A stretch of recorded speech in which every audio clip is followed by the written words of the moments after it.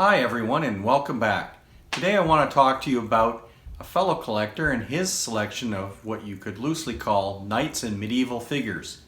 This collector is too young to appear, but has graciously allowed me access and permission to video his figures. Thanks Stunner for letting me do this and share part of your collection with others.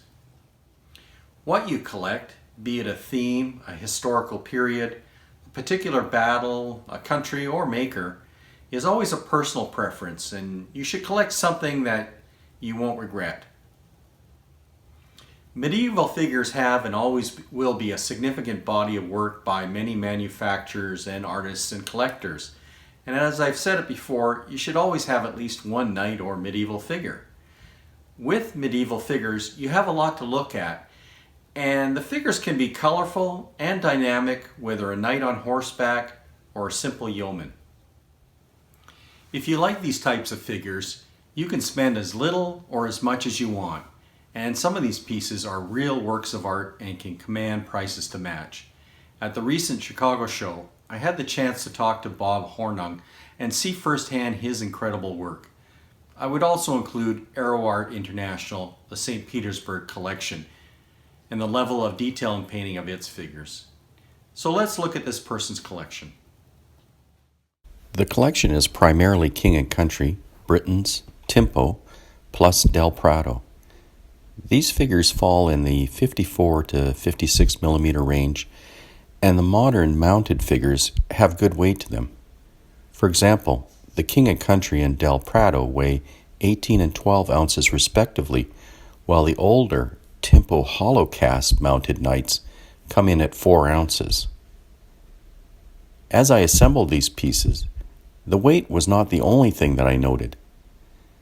Given the Middle Ages, there was a certain lack of standardization of clothing, armor, weaponry, so the only barriers to mixing up the various makers, if you can call them barriers, is the scale and composition.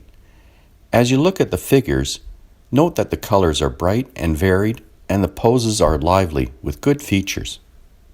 The King and Country figures are the following: the Blue Tournament Knight, MK123, the Trumpeter, MK093, Royal Man at Arms with Banner, MK088, Sir Roger de Talkinghorn, MK057, Hospitaller Crossbowman Firing, MK186,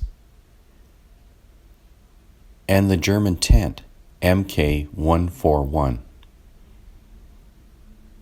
What I like about King and Country's foray into this time period is that it created a wide choice of figures, both heroes and villains depending on how you look at things. And they're largely interchangeable, creating more space for our imaginations by allowing us to combine figures from the Crusaders and Saracens series with those of the Robin Hood series. Other than what King and Country did with its Ancient Greece series, I think the medieval figures are the most colorful and interesting figures in its recent histories. Others may beg to differ. The Timpo metal knights, as I said, are hollow cast and older, dating back to the 1950s, and are from the Ivanhoe and Knights of the Round Table series. These were purchased at the 2022 Chicago Toy Soldier Show and have held up well given their age. There are also 2 plastic figures with interchangeable pieces, much like Britain's Swappets. Now take a look at the Del Prado pieces. If I recall, I paid about $9 a piece for them, but given the level of detail, colors, and poses, I think they're a good match for the King and Country, and certainly good value for the money. The figures are Burgundian Man-at-Arms, Sir William Marshall, Alemannic Cavalryman,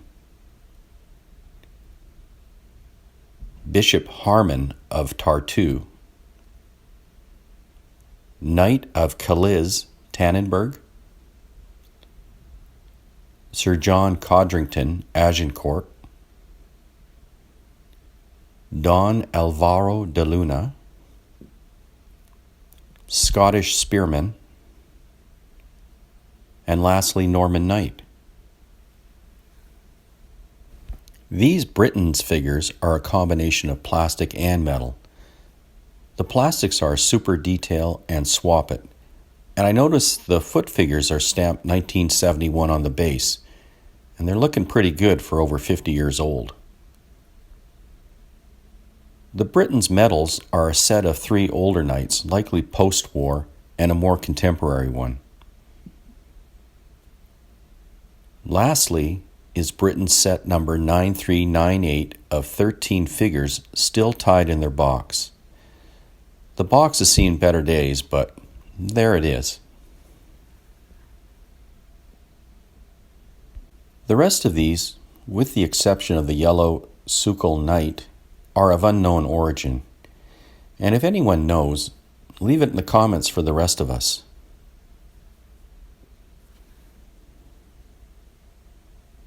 I talked about earlier how you could blend the Del Prado with the King and Country, and so take a look at this. I've combined them, and see what I mean? Very easy, very homogeneous, and in a larger scene, I would think that they're almost indistinguishable.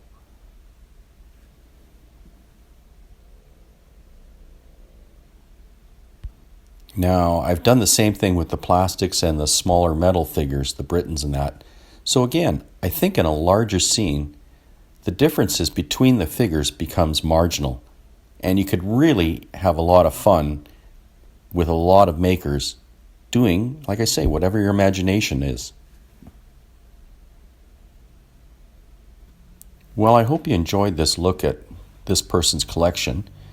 And if so, please hit the like and subscribe buttons or share this video with a friend. Until next time, keep collecting.